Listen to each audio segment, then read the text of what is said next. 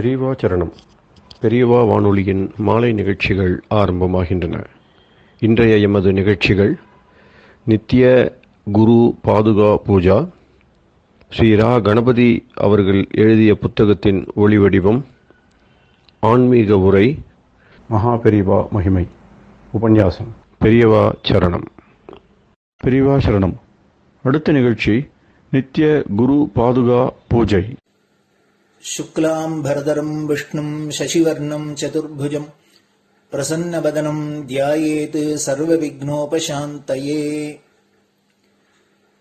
ममोपात्त समस्त दुरितक्षयद्वारा श्री परमेश्वर प्रीत्यर्थं गुरुप्रसाद सिद्ध्यर्थं गुरुप्रीत्यर्थं गुरुपादपूजाम् अद्य करिष्ये। गुरुर्ब्रह्मा गुरुर्विष्णुर्गुरुर्देवो महेश्वरः गुरुः साक्षात् परब्रह्म तस्मै श्रीगुरवे नमः। अपारकरुणासिन्धुं ज्ञानदं शान्तरूपिणं श्रीचन्द्रशेखरगुरुं प्रणमामि मुदान्वहम्। सदाशिवसमारम्भां शङ्कराचार्यमध्यमाम् अस्मदाचार्यपर्यन्तां वन्दे गुरुपरम्पराम्.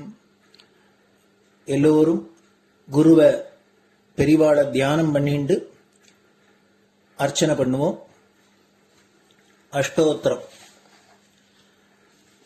பெரியவா அஷ்டோத்திரம் பல அஷ்டோத்திரங்கள் இருக்கு. அதுல எளிமையா சுலபமா எது இருக்கோ அதை நான் இப்ப சொல்றேன். எல்லோரும் இதை கேட்டுண்டே திருப்பி சொல்ல முடிஞ்சுவா சொல்லி சொல்லி பெரிவாளுக்கு பாதத்துல ஒவ்வொரு புஷ்பத்தை அர்ச்சனை பண்ணலாம். ओम श्री कांची कामकोटि पीठाधीश्वराय नमः. श्रीमत् चंद्रशेखरेन्द्र सरस्वती गुरुभ्यो नमः. संन्यासाश्रम शिखराय नमः. काषाय दंडधारिणे नमः. सर्वपीठापहारिणे नमः. स्वामिनाथ गुरवे नमः. करुणासागराय नमः. जगदाकर्षण शक्तिमते नमः. सर्वचराचर हृदयस्थाय नमः. ओम भक्त परिपालक श्रेष्ठाय नमः. धर्म परिपालकाय नमः. श्री जयेन्द्र सरस्वत्याचार्याय नमः. श्री विजयेन्द्र सरस्वती पूजिताय नमः. शिवशक्ति स्वरूपाय नमः. भक्ताभीष्ट प्रदायकाय नमः. ब्रह्मण्य पोषकाय नमः. ब्रह्म विष्णु शिवैक्य स्वरूपाय नमः. कांची क्षेत्रवासाय नमः. कैलाश शिखरवासाय नमः. स्वधर्म परिपोषकाय नमः. चातुर्वर्ण संरक्षकाय नमः. लोकरक्षण संकल्पाय नमः. ओम ब्रह्मनिष्ठापराय नमः. सर्वपापहराय नमः. धर्मरक्षक संतुष्टाय नमः. भक्तार्पितधन स्वीकर्त्रे नमः. सर्वोपनिषत् सारज्ञाय नमः. सर्वशास्त्रगम्याय नमः. सर्वलोक पितामहाय नमः. भक्ताभीष्ट प्रदायकाय नमः. ब्रह्मण्य पोषकाय नमः. नानाविध पुष्पार्चितपताय नमः. रुद्राक्ष क्रीडधारिणे नमः. भस्मोद्दोलित विग्रहाय नमः. सर्वज्ञाय नमः. सर्वचराचर व्यापकाय नमः. अनेक शिष्य परिपालकाय नमः. मनश्चाञ्चल्य निवर्तकाय नमः. अभयहस्ताय नमः. भयापहाय नमः. यज्ञपुरुषाय नमः. यज्ञानुष्ठान रुचिप्रदाय नमः. यज्ञसम्पन्नाय नमः. यज्ञसहायकाय नमः. यज्ञफलदाय नमः. यज्ञप्रियाय नमः. उपमानरहिताय नमः. स्फटिक तुलसी रुद्राक्ष हारधारिणे नमः. चातुर्वर्ण समदृष्टये नमः. ऋग्यजुस्साम अथर्वणादि चतुर्वेद संरक्षकाय नमः. दक्षिणामूर्तिस्वरूपाय नमः जाग्रत् स्वप्न सुषुप्ति अवस्थातीताय नमः कोटिसूर्यतुल्यतेजोमय शरीराय नमः साधुसङ्गसंरक्षकाय नमः अश्वगज गोपूजा निर्वर्तकाय नमः गुरुपादुकपूजातुरन्तराय नमः कनकाभिषिक्ताय नमः स्वर्णबिल्वदलपूजिताय नमः सर्वजीवमोक्षदाय नमः मूकवाक्ताननिपुणाय नमः नेत्रदीक्षादानाय नमः द्वादशलिङ्गस्थापकाय नमः गानरसप्रियाय नमः ब्रह्मज्ञानोपदेशकाय नमः सकलकलासिद्धिताय नमः चातुर्वर्ण्यपूजिताय नमः अनेकभाषासम्भाषण कोविताय नमः अष्टसिद्धिप्रदायकाय नमः ओम श्री शारदामठसुस्थिताय नमः नित्यान्नदानसुप्रीताय नमः प्रार्थनामात्रसुलभाय नमः पादयात्राप्रियाय नमः नानाविधमतपण्डिताय नमः श्रुतिस्मृतिपुराणज्ञाय नमः देवयक्षकिन्नरकिंपुरुषपूज्याय नमः श्रवणानन्दकरकीर्तये नमः दर्शनानन्दाय नमः अद्वैतानन्दभरिताय नमः अव्याजकरुणामूर्तये नमः शैव वैष्णवादिमान्याय नमः श्रीशङ्कराचार्याय नमः दण्डकमण्डलोहस्ताय नमः वीणामृदङ्गसकलवाद्यनाथस्वरूपाय नमः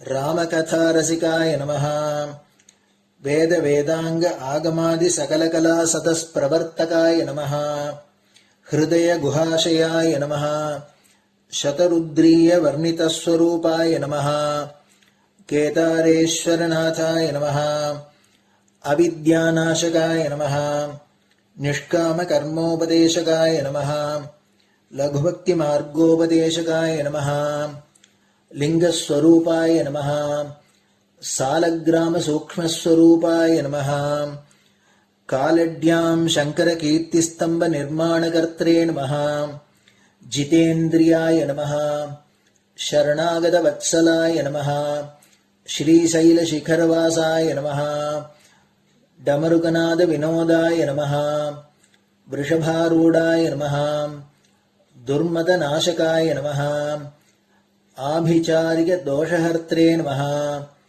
मिताहाराय नमः मृत्युविमोचकशक्त्याय नमः श्रीचक्रार्चनतत्पराय नमः दासानुग्रहकारकाय नमः अनुराधानक्षत्रजाताय नमः सर्वलोकख्यातशीलाय नमः वेङ्कटेश्वरचरणपद्मषट्पदाय नमः श्री महात्रिपुरसुन्दरी समेत श्री चन्द्रमौलीश्वर पूजाप्रियाय नमः श्रीमच्चन्द्रशेखरेन्द्र सरस्वती सद्गुरु परब्रह्मणे नमः गुरुभ्यो नमः परमगुरुभ्यो नमः परमेष्टिगुरुभ्यो नमः परात्परगुरुभ्यो नमः गुरुपरम्पराभ्यां नमः गुरुपादुकाभ्यां नमो नमः. அடுத்தது ஊதுபத்தி இருந்தா அதை காமிச்சு தூபம், நெய் தீபம் இருந்தா காமிச்சு அதை நெய் தீபம் தீபம் காமிச்சுட்டு நைவேத்தியம் வெத்தலைப்பாக்கு பழம் இதுலேருந்து ஆரம்பிச்சு அவளுக்கு எது சௌரியமோ அதுபடி நைவேத்தியம் பண்ணலாம்.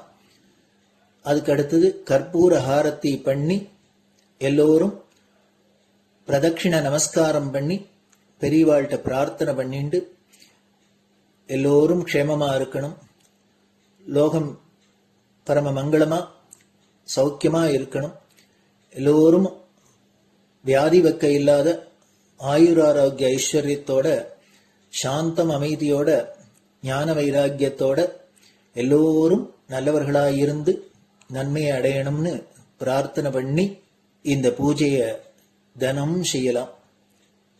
குரு பிரம்மா குருர் விஷ்ணுர் குருர் தேவோ மகேஸ்வரः குரு சாட்சாத் பரபிரம்ம தஸ்மை ஸ்ரீ குரவே நமஹ. அபார கருணா சிந்தும் ஞானதம் சாந்தரூபிணம் ஸ்ரீ சந்திரசேகர குரும் பிரணமாமி முதான்வகம். சதாசிவசமாரம்பாம் சங்கராச்சாரிய மத்யமாம் அஸ்மதாச்சாரிய பர்யந்தாம் வந்தே குரு பரம்பராம். குரு பாத பூஜை நிறைவடைஞ்சது. பெரியவா சரணம்.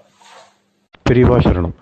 பெரியவா வானொலியில் நேயர்கள் அடுத்து கேட்க இருப்பது ஸ்ரீ ரா கணபதி அவர்கள் எழுதிய புத்தகத்தின் ஒளி வடிவம். அளிப்பவர் ஸ்ரீமதி உமா சங்கர் அவர்கள். தேனினும் இனிய சொல்லான் தீச்சுடர் மேனி கொண்டான் ஊனுயிர்க்குயிரதான ஒன்றினைக் கலந்து நின்றான் ஏனினிக் கவலை நெஞ்சே இன்றுனக் அருள் செய்தான் இஞ்ஞானவான் காமகோட்டி நாதனை நம்புவோமே. ஜெய ஜெய சங்கர ஹரஹர சங்கர. மகா பெரியவாளின் உபன்யாசங்களை ரா கணபதி அண்ணா தெய்வத்தின் குரல் என்ற பெயரில் 7 பாகங்களாக தொகுத்து நமக்கு அளித்ததின் முதல் பாகத்தின் அடுத்த பகுதி. நம் தர்மத்தின் மூல புருஷர். கிராமாந்தரங்களில் முன்னிருட்டு நாட்களில் திருட்டு இருக்கும். இதற்காக ஒரு 4 பேராவது முன்கூடியே ஏற்பாடு செய்து கொண்டு ரோந்து சுற்றுவார்கள்.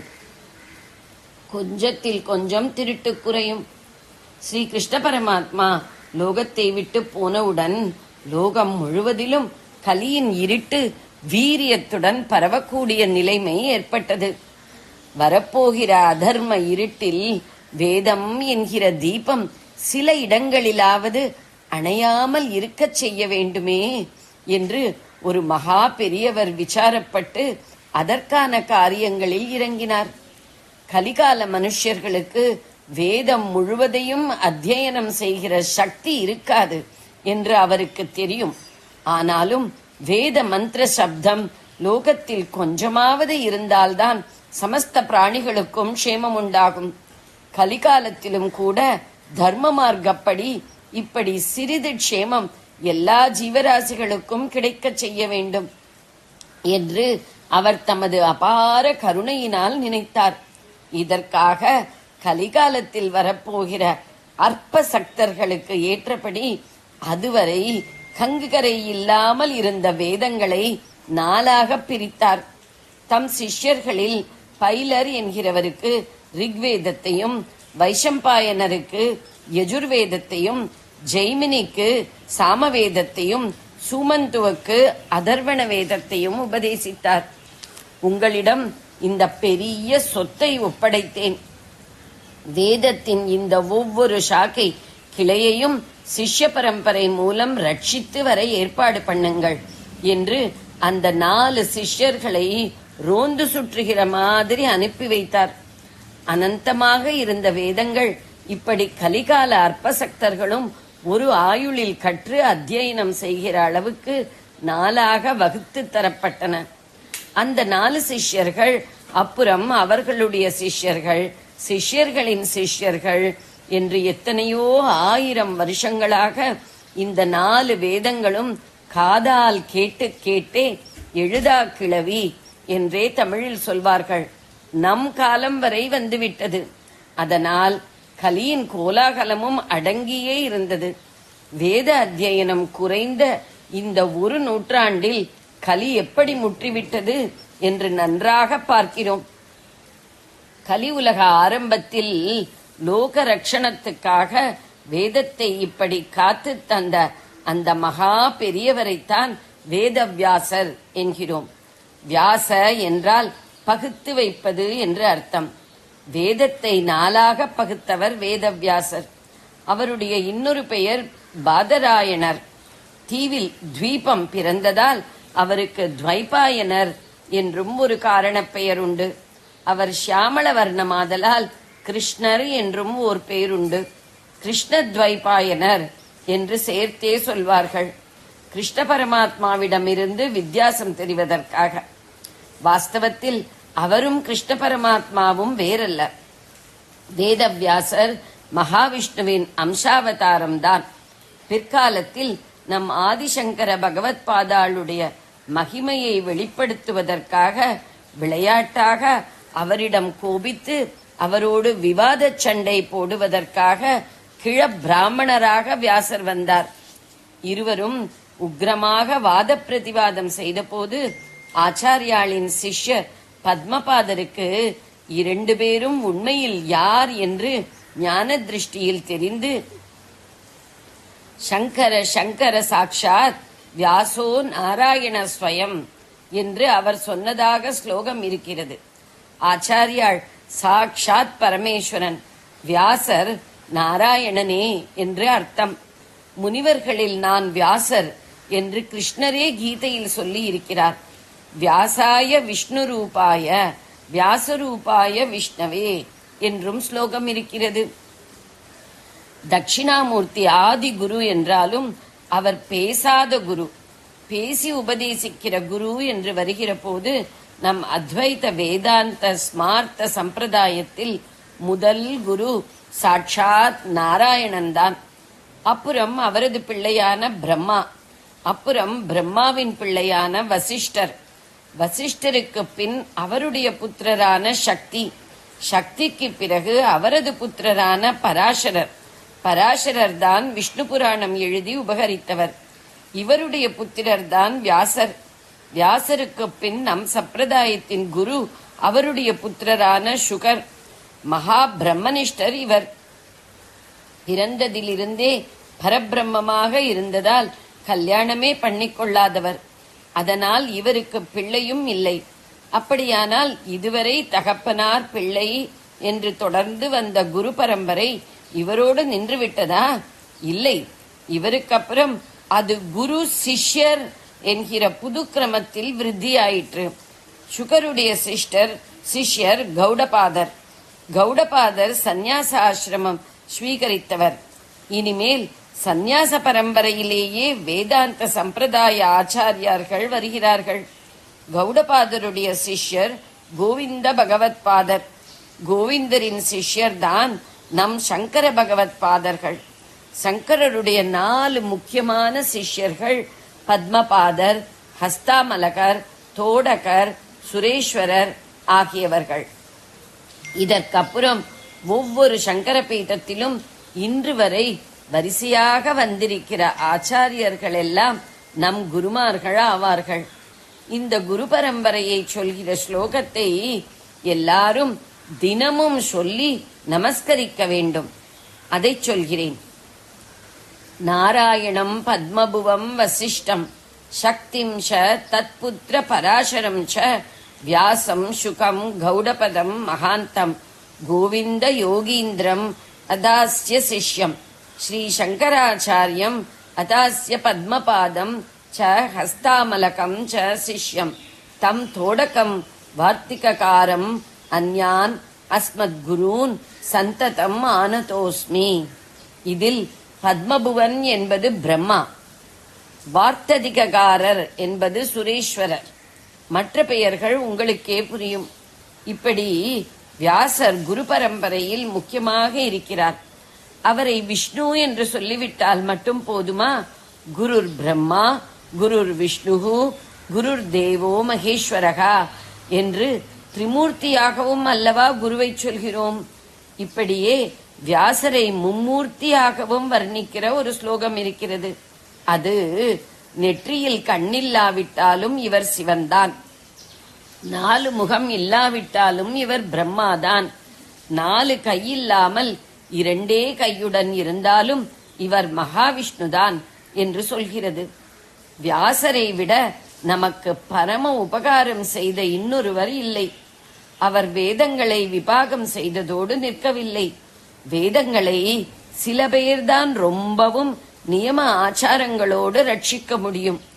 ஆனால் வேதத்தின் தாத்பரியமான அஹிம்சை, சத்தியம், தர்மம் முதலியவை சகல ஜனங்களுக்கும் தெரிந்து அவர்கள் அவற்றை கடைப்பிடிக்க வேண்டும் என்று மிகுந்த கருணை கொண்டார் வியாசர்.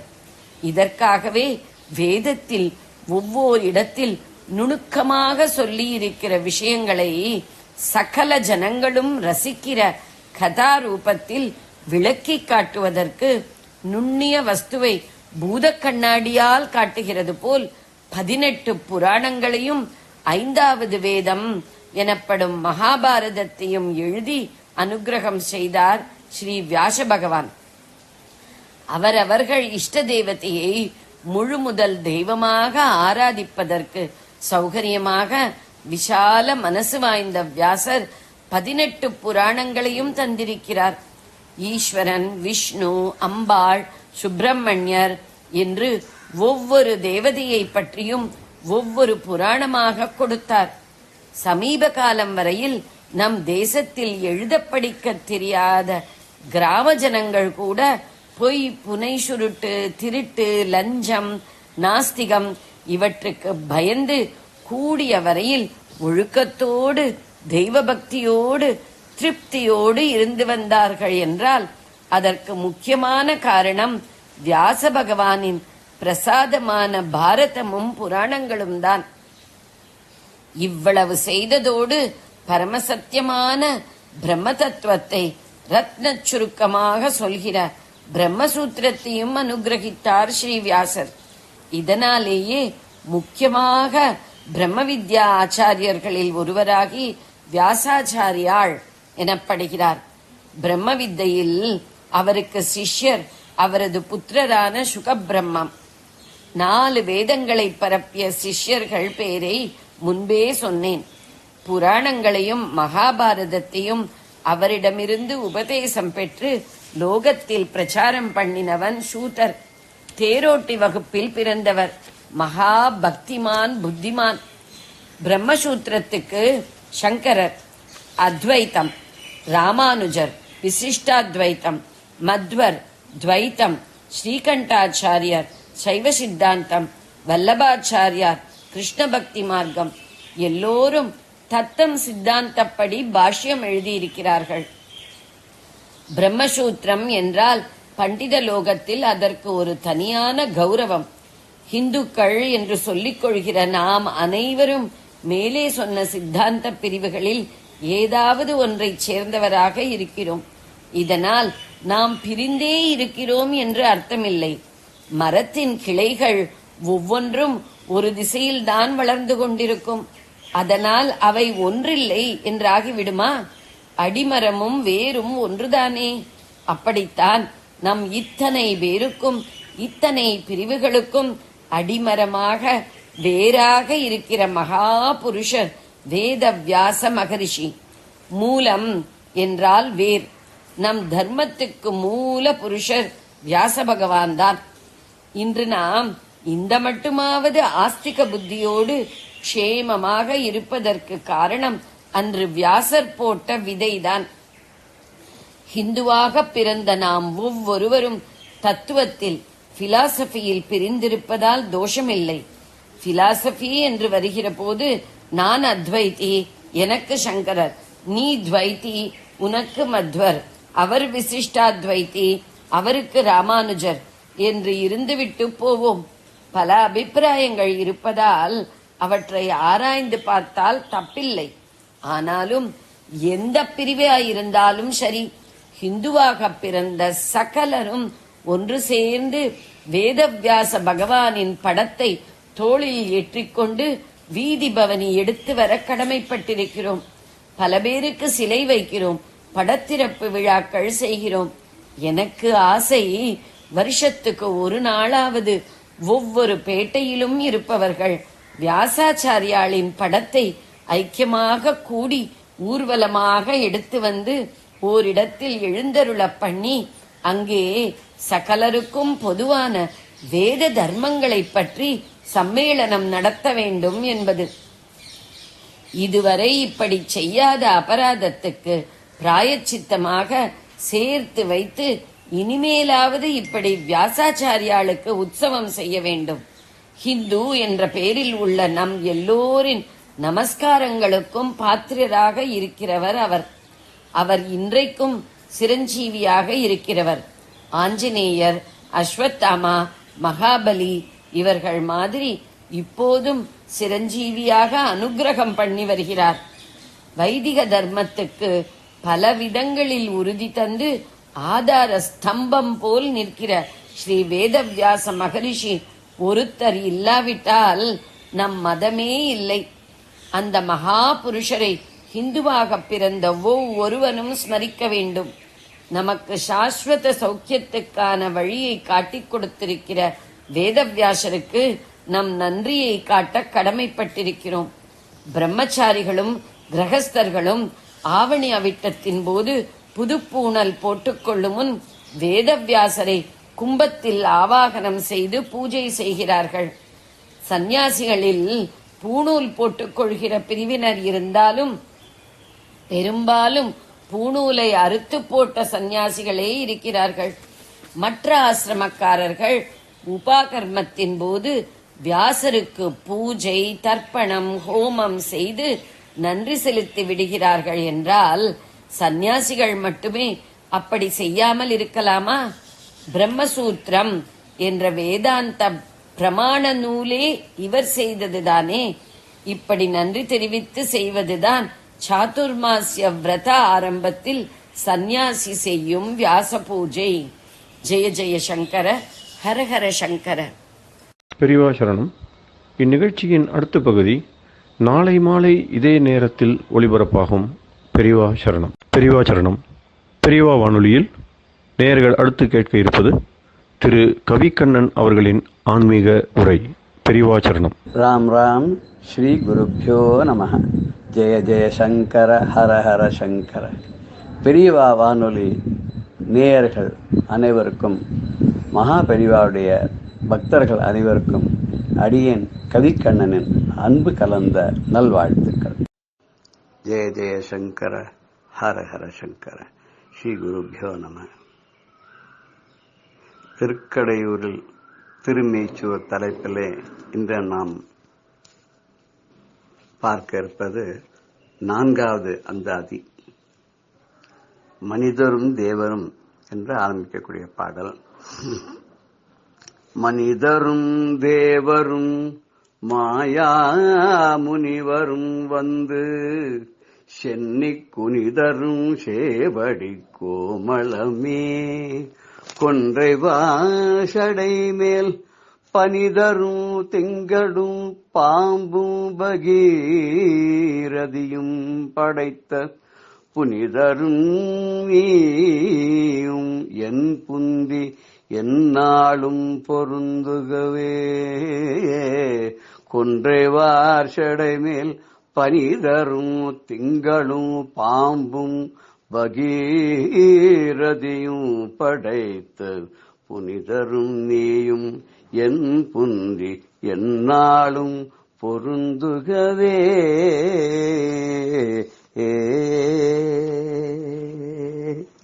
அடுத்த பாடலை சேர்த்தே பார்க்கிறோம். பொருந்திய முப்புரை செப்புரை செய்யும் புனர்முலையாள் வருந்திய வஞ்சி மருங்குல் மனோன்மணி வார்ஷடையோன் அருந்திய நஞ்சு அமுதாக்கிய அம்பிகை அம்புய மேல் திருந்திய சுந்தரி அந்தரி பாதம் என் சென்னியதே அந்தரி பாதம் என் சென்னியதே.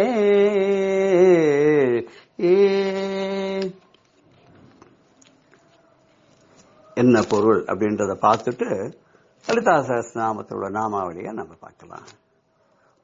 இந்த பூலோகத்துல வசிக்கக்கூடிய மனிதர்கள், சொர்க்கலோகத்தை வாசியாக இருக்கக்கூடிய தேவர்கள், மாயா முனிவர்கள் என்றும் நிரந்தரமாக ஜீவித்திருக்கக்கூடிய மகா முனிவர்கள், ரிஷிகள், அவர்களுக்கு பிறப்பு இறப்பே கிடையாது, அதை வென்றவர்கள். இந்த இடத்துல மாயா முனிவர்னு இரவாத முனிவர் என்றும் 16ஆக இருக்கக்கூடிய மார்க்கண்டேய முனிவர் என்று கூட எடுத்துக்கலாம். ஏன்னா திருக்கடையூர்ல தான் மார்க்கண்டேய முனிவருக்கு காலசம்ஹார மூர்த்தியானவர் யமனை சம்ஹாரம் பண்ணி இவருக்கு என்றும் 16 வயது என்று அருள் பண்ண, அப்படியும் எடுத்துக்கலாம். இவ எல்லாரும் வந்து இவருடைய சந்நிதி அடையறாள். அம்பாளுடைய சந்நிதியை அடைந்து தலை வணங்கி அவருடைய திருவடிகளில வந்து தன்னுடைய தலையை வச்சு வணங்குறாளாம். வணங்கி என்ன பண்றான்னா அம்பாளுடைய மென்மையான அந்த அம்பிகையுடைய பாதத்தை வணங்குறது ரொம்ப பெருமைப்பட்டுக்கிறானாம். எப்பேற்பட்ட அம்பாள் தெரியுமோ, இந்த கொன்றை மலரை அணிந்து கொண்டிருக்கூடிய சடையை உடைய அந்த பெருமான் இருக்கானே, குளிர்ந்த சந்திரனையும் பாம்பையும் கங்கையும் தலையில தாங்கிக் கொண்டிருக்கிறான் இந்த தூயவனான சிவபெருமான். அந்த சிவபெருமானோட சேர்த்து அர்த்த நாரீஸ்வரியாக அம்பாளை எப்போதும் தன் உள்ளத்துல தான் நினைக்கிறதா சொல்றார். தேவர்கள் முனிவர்கள் எல்லாரும் மனிதர்கள் எல்லாரும் வணங்கக்கூடிய அந்த அம்பாள், அவ எல்லாம் தன்னுடைய தலையை அவருடைய திருவடியிலே வைத்து வணங்குகிறார்கள். அப்பேற்பட்ட மென்மையான அந்த அம்பாள் அவள் சிவபெருமானுடைய இடப்புறத்திலே வீற்றிருக்கிறாள். அந்த சிவபெருமானவன் தன்னுடைய மார்பிலே கொன்றை மலரை அணிந்திருக்கிறான். குளிர்ந்த சந்திரனையும் பாம்பையும் கங்கையும் தலையில் சூடிக்கொண்டிருக்கிறான். அப்பேற்பட்டவனுடைய உடலிலே ஒரு பாகம் கொண்டு ஆளக்கூடிய அந்த அம்பிகையாக தன்னுடைய உள்ளத்திலே அர்த்த நாரீஸ்வரியாக அம்பாளை தியானம் பண்றார். அவர் சாக்தரோன்னு, அதனால அர்த்த நாரீஸ்வரன் சொல்ல மாட்டார், அர்த்த நாரீஸ்வரி அப்படின்பார். தன்னுடைய உடம்புல பாதியை சிவனாக கொண்டவள் அம்பிகை அப்படின்னு தான் அவருடைய சித்தாந்தம்.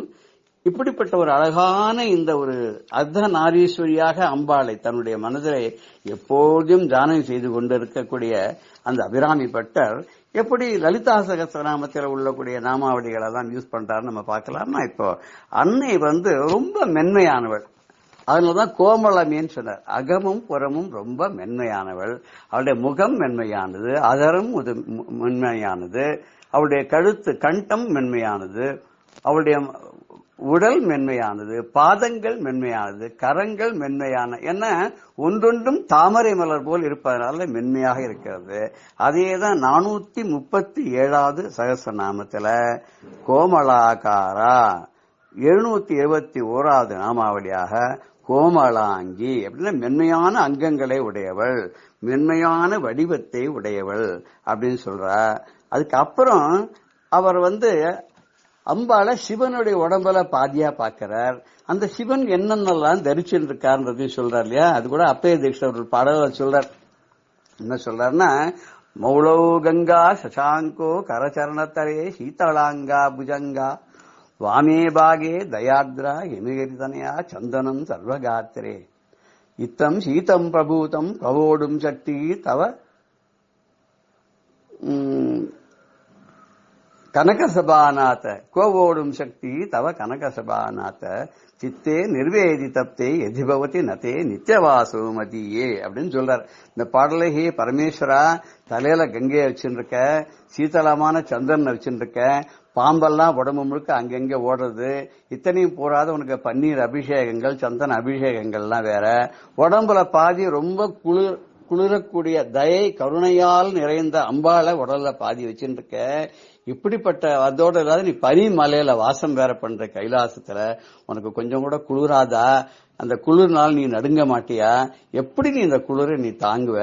என்னுடைய மனசு இருக்கு பத்தியா, அது 3 விதமான தாப்பங்கள்னால அது எப்ப பார்த்தாலும் தக தக தக தகன்னு எரிஞ்சுட்டே இருக்கு.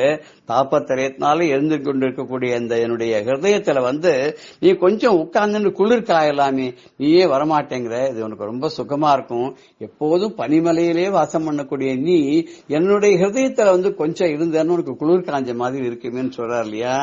அந்த பாடலுடைய அந்த இதை அப்படியே அதுல இருக்கிற வர்ணனையை முழுக்க இந்த இதுல பாடல்ல அபிராமி பட்டர் யூஸ் பண்ணிருக்கார். கபர்தினி அப்படின்னு சொல்லி அம்பாளுக்கு ஒரு பேர். அப்படின்னு என்னன்னாக்க சிவனுடைய மனைவி அப்படின்னு அர்த்தம்.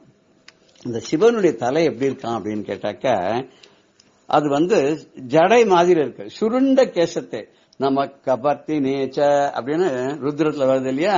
இப்போ சிவனுடைய மனைவி சிவா, பவனுடைய மனைவி பவா. அப்படி இருக்கிற மாதிரி பவானி அப்படின்ற பவனுடைய மனைவி பவானி. இப்படி இருக்கிற மாதிரி கபர்தினிங்கிறதுலயும் அந்த கபர்தினஹா அப்படின்னு சொல்றவருடைய மனைவி கபர்தினி. சுருண்ட கேசத்தை உடையவள். அம்பாளுடைய முடியானது சுருண்டதாக இருக்கிறதா. 793 793வது நாமாவளியில அந்த சிவபெருமான் தன்னுடைய தலையில தாங்கிக் கொண்டிருக்கக்கூடிய அந்த கங்கையை தான் பிற்காலத்தில் என்ன பண்ணான்னா பகீரதனுக்காக ஒரே ஒரு சொட்டு அப்படி கீழே விட்டு அது புனிதமான கங்கையாக பிரவாகமா ஓடி, அந்த கதை நம்ம எல்லாருக்குமே தெரியும். அப்படிப்பட்ட அந்த இறைவனுடைய மனைவியாக இருக்கக்கூடியவள், இறைவனுடைய இடப்பாகத்திலே குடிகொண்டிருக்கக்கூடிய அந்த அம்பிகையை எப்போதும் நான் என்ன பண்ணேன்னாக்க மனசுக்குள்ள விடாத பிடிச்சுட்டு இருக்கேன். என்னுடைய தலையில, என்னுடைய மனசுக்குள்ள உன்னுடைய பாதமானது என்றென்றும் பதிய வேண்டும். நீ மாத்திரம் இல்ல, உன்னுடைய கணவரும் சேர்ந்து வர வேண்டும்.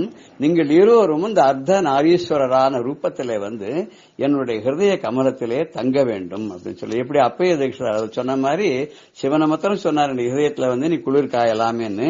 இங்க அம்பாலேயே சிவனோட சேர்ந்து வர வேண்டும், என்னுடைய மனதிலே என்னுடைய உள்ளத்திலே என்றென்றும் நிறைந்திருக்க வேண்டும் என்று இந்த பாடல்ல சொன்னார்.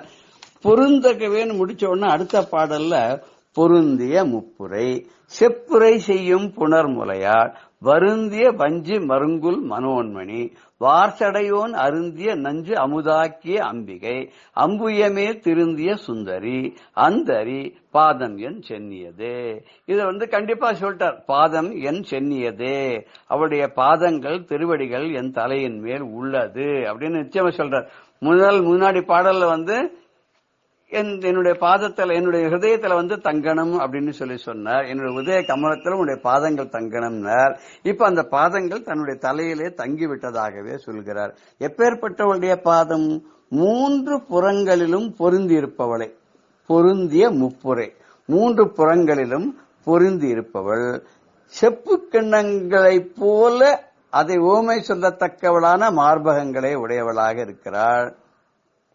அது மாத்திரம் இல்லையா, அவளுடைய மார்பகங்களுடைய உலகத்துக்கெல்லாம் நாயகியார்க்கு படி அளக்கக்கூடியவளுடைய மார்பகத்தினுடைய வெயிட் தாங்காத, அப்ப என்ன ஆச்சான்னா அந்த அவளோட உடம்பு வஞ்சிக்கொடி போல இருக்கான். அந்த வஞ்சிக்கொடி போல இருக்கிறவள் மெல்லிய எடைய உடையவளாக இருக்கிறாள் இல்லையா, நீண்ட சடைய உடையவளாகவும் இருக்கிறாள். அவளுடைய உடம்பு சற்றே வளைந்து கொடுத்ததாம். எதனால வளைந்து கொடுத்தன்னா அவளுடைய மார்பகத்தினுடைய வெயிட்னால அந்த முதுகு கிட்ட கொஞ்சம் லேசா அப்படி வளைஞ்ச மாதிரி தெரிஞ்சுதான்.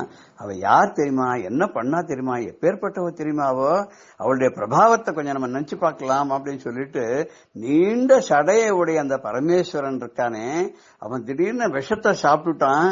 அந்த விஷத்தை அம்பாள் என்ன பண்ணான்னா அமுதாக்கிட்டாளாம். எப்படின்னா அம்பாள் நினைச்சானா போறோம், அவ கை பட்டா போறோம், அவளுடைய கருணா கட்டாட்சம் பட்டா போறோம். அதுதான் நம்ம பார்த்திருக்கோம். விசாலாட்சியாக பரந்த கண்களை கொண்டு அவர் பார்க்கிறாள். மீனாட்சியாக 2 புறம் இருக்கிற பக்தர்களை எல்லாம் பார்க்கும்போது எப்படி மீன் தன்னுடைய பார்வையினாலேயே தன்னுடைய குஞ்சுகளுடைய பசிகளை ஆற்றுகின்றதோ, அது போல காமாட்சியானவள் எப்படி தன்னுடைய கருணா பார்வையினால தன்னுடைய அடியார்கள் நினைத்த எல்லா அபிலாஷைகளையும் பூர்த்தி செய்கிறாளோ, அது போல அம்பாளும் என்ன பண்ணுகிறாள்னா ஆலகால விஷத்தை பரமேஸ்வரன் உண்டு விட்டார். பார்க்கடலை அமரர்களும் அசுரர்களும் கடைந்த பொழுது முதல்ல ஆலகால விஷம் தான் வந்தது. முதலே பரமேஸ்வரன் வரலாம் சொல்லிருப்பா போல, முதல்ல என்ன வருதோ அது உமக்கு அக்ரஜ தாம்பூலம் சொல்றா இல்லையா, அதனால பரமேஸ்வரனுக்கு உமக்கு தான் சொன்னா. ஆனா என்ன ஆச்சுன்னா கடைஞ்ச போது முதல்ல விஷம் ஆலாகல விஷம் வந்தது. எல்லாரும் ஓடி போய் பரமேஸ்வரன் சரணடைஞ்சோன்னா ஒன்னும் கவலையே படாதுங்கன்னு சொல்லி அந்த விஷம் மொத்தத்தை எடுத்து அப்படியே உருட்டி கையில நாவல் பழம் மாதிரி வச்சுட்டு அப்படியே முழுங்கிட்டாராம். அதை கூட இதுல சிவானந்த லகரில ஆதிசங்கர பகவத் பாதால் சொல்றார், அந்த மல்லிகார்ஜுன சுவாமி பார்த்து, என்னப்பா அந்த ஆலகால விஷத்தை அப்படியே உருட்டி வாயில போட்டுட்டே, நீ என்னத நாகல் பழம் நினைச்சியா அப்படின்னு கூட கேட்கிறான்னு சொல்லுவான். அப்பேற்பட்ட அந்த விஷமானது உண்ட உடனே என்ன ஆகும், கழுத்திலேயே தங்கும்படியா அம்பாளானவள் தன்னுடைய கையால தடவினா. வார்ச்சடையோன் அருந்திய நஞ்சு அமுது ஆக்கிய அம்பிகை, அவ தொட்ட உடனே அந்த நஞ்சானது அமுதம் ஆயிடுச்சு. இல்ல போனா என்ன ஆயிருக்கும், அவருடைய உதரத்துக்குள்ள போயிருந்ததுன்னா அண்ட சராச்சரங்கள் எல்லாம் அடிவதற்கு ஏதுவாக ஆகும் இல்லையா. அதனால அம்பாள் உலகத்தை எல்லாம் காப்பாற்றணும் அப்படிங்கிற எண்ணத்தோட அந்த பரமேஸ்வருடைய அவர் உண்ட நஞ்சானது அவரையும் தாக்கக்கூடாது என்பதற்காக தன்னுடைய பாத்திவத்தியத்தினால எப்படி அவர் காப்பாற்றப்பட்டார்னு ஆதிசங்கர் சௌந்தர்யலகரோட சொல்ல தாண்டங்க மகிமான்றார். அவளுடைய காதல போட்டு தாடங்கத்துடைய மகிமையினால்தான் பரமேஸ்வரன் சாப்பிட்ட விஷம் கூட கழுத்திலேயே தங்கிடுத்து, அவருக்கு எந்த ஒரு ஹானியும் ஏற்படுத்துதுங்கிறார். அப்படிப்பட்ட அம்பிகையானவள் விஷத்தையே அமுதமாக ஆக்கிய அந்த அம்பிகையானவள் தாமரை மலர் மீது வீற்றிருக்கிறாளாம். அப்படி தாமரை மலர் மீது வீற்றிருக்கக்கூடியவள் பரவெளியிலே பராகாசத்திலே என்றென்றும் நிலையாக நிலைத்த எல்லா இடத்திலும் வியாபித்து இருக்கக்கூடியவள். அப்பேற்பட்ட மனோன்மணியானவள் அவள் என்ன செய்ய வேண்டும் என்றால், அவளுடைய திருவடிகள் எல்லாம் என்னுடைய தலையில் இப்போது நிறைந்து விட்டது, என் தலையில் மேல் பதிந்து விட்டது என்று இந்த பாடல்ல சொல்றார். இதுல இருக்கிற நாமாவளியை இப்ப நம்ம பார்க்க போறோம். என்ன பார்க்க போறோம் அப்படின்னாக்க, அம்பாள் மனோன்மணி அப்படின்னு சொன்னா, மனோன்மணிங்கிற ரூபத்துல அவ இருக்கக்கூடியவராக மன உண்மணி, மனத்திலே தங்கி ஒளியை பெருக்கக்கூடிய மணியாக இருக்கக்கூடியவள். 207வது நாமாவளி மனோன்மணி. அதுக்கப்புறம் பத்மாசனா அப்படின்றா தாமரை மலரில் அமர்ந்திருப்பவள். இங்க அம்புய மேல் திருந்திய சுந்தரின்னு சொல்றாரு இல்லையா, அம்புயம்னா தாமரை, தாமரை மலர் மேல் அமர்ந்திருக்கக்கூடிய மகாலட்சுமியும் அம்பாள் தான் அப்படின்றதுனால பத்மாசனா 278வது நாமாவளியாக இருக்கிறது. அம்பிகை எப்போதும் பிரகாசமாக, மனோன்மணின்னு சொன்னாலே பிரகாசமான மணின்ற அர்த்தம் தானே, அதனால பிரகாஷா அப்படின்னு சொல்றான். அம்பாள் எப்பவும் பராகாஷாவாகவும் இருக்கக்கூடியவள், பிரகாஷாவும் இருக்கக்கூடியவள். 782வது நாமாவளியில அம்பாள் எப்படி தகராகாச ரூபிணியாக இருந்து கொண்டு எப்போதும் எங்கும் வியாபித்திருக்கக்கூடியவளா இருக்கிறாள். 609வது நாமாவளி தகராகாச ரூபிணின்னு சொல்லி நாமாவளி வருது. அப்பேற்பட்ட அம்பிகை எங்கும் வியாபித்திருக்கக்கூடிய அம்பிகையானவள் 326வது நாமத்தை சொன்ன மாதிரி கருணாரச சாகரா அப்படின்னு சொல்ற மாதிரி கருணாரச சாகரமாக அவள் என்றென்றும் கருணை கடலாக இருந்து கொண்டு அனைத்து பக்தர்களுக்கும் எல்லா விதமான அருளையும் பொழுது எல்லா வளமும் எல்லா நலமும் அளித்து எல்லோர் மனதிலும் நிலையாக குடிகொண்டு, எப்படி அபிராமி பட்டர் தன்னுடைய மனதிலே அவருடைய பாதங்கள் நிறைந்தன என்று சொல்கிறாரோ, எப்படி தன்னுடைய சிரத்தின் மீது அவருடைய பாதங்கள் பதிந்தன என்று சொல்கிறார்களோ, அப்படியே நம் அனைவருக்கும் அம்பாளுடைய லலிதாம்பிகை ஸ்ரீ அபிராம சுந்தரி அவருடைய பாதமானது நம்முடைய மனத்திலும் நம்முடைய சிரசிலும் பதிந்து அருளை பொழியட்டும் என்று வேண்டிக் கொண்டு இந்த பகுதியை நிறைவு செய்கிறேன். ஜெய ஜெயசங்கர ஹர ஹர சங்கர. ஸ்ரீ குருப்யோ நம. பெரியவா சரணம். இந்நிகழ்ச்சியின் அடுத்த பகுதி நாளை மாலை இதே நேரத்தில் ஒளிபரப்பாகும். பெரியவா சரணம். பெரியவா சரணம். அடுத்த நிகழ்ச்சி மகா பெரியவா மகிமை உபன்யாசம். வழங்குபவர் பிரம்மஸ்ரீ கணேச சர்மா அவர்கள்.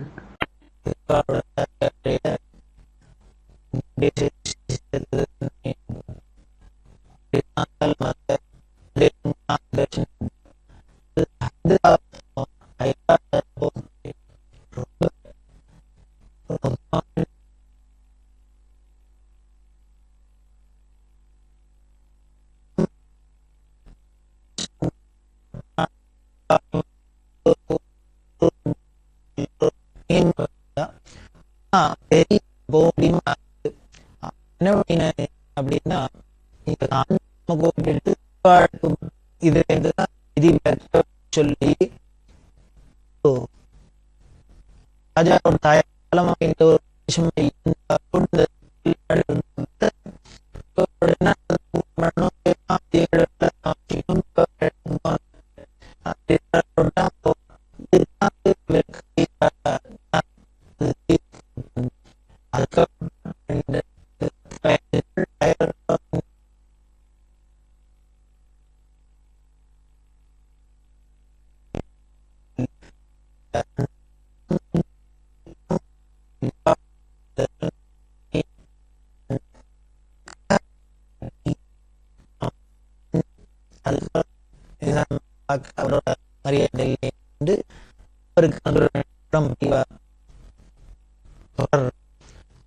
மரியாதை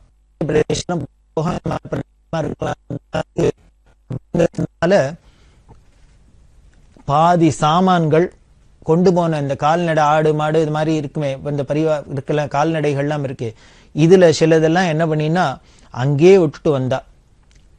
நிசாம்கிட்ட சொல்லிட்டு கிட்டத்தட்ட 4 வருஷம் பெரியவா காசி யாத்திரை பண்ணிட்டு திரும்பி வர வரைக்கும் இந்த மடத்துல பாதி சாமான்கள் அங்க ஹைதராபாத்லயே வைக்கப்பட்டிருந்து ராஜாக்களோட பாதுகாப்புல.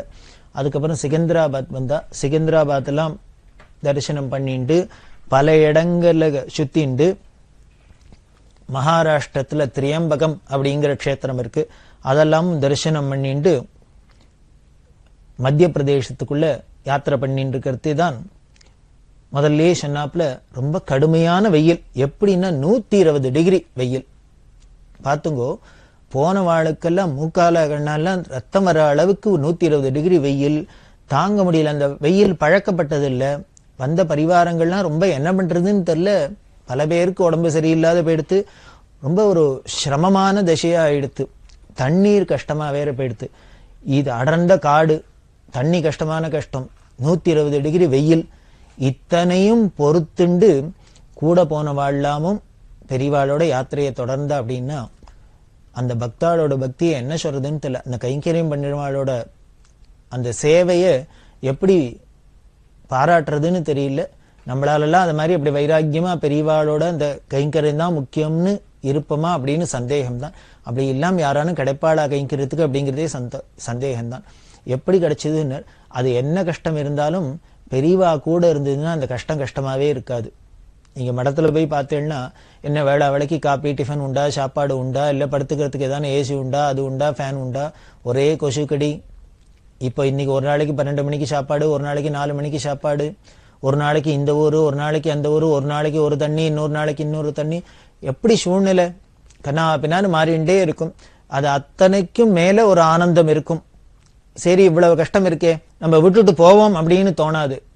ஏன் அப்படின்னு அந்த மகான்களோட தபஸ், அவளோட சந்நிதி விசேஷம் என்ன ஆயிடுறதுன்னு, என்ன வெளி கஷ்டம் இருந்தாலும் அது அத்தனையும் நமக்கு ஆனந்தமா மாத்தி கொடுத்துருது. இதெல்லாம் பொறுத்துண்டாலும் அந்த ஆனந்தத்துக்கு ஈடு இதெல்லாம் ஒண்ணும் இல்லை அப்படிங்கிறாப்புல இருக்கும். அப்படிதான் இங்கேயும் இந்த மத்திய பிரதேசத்துல யாத்திரையில இருக்கிறதே ரொம்ப பல சிரமங்களுக்கு நடுப்புதான் இவ போக வேண்டியிருந்தது.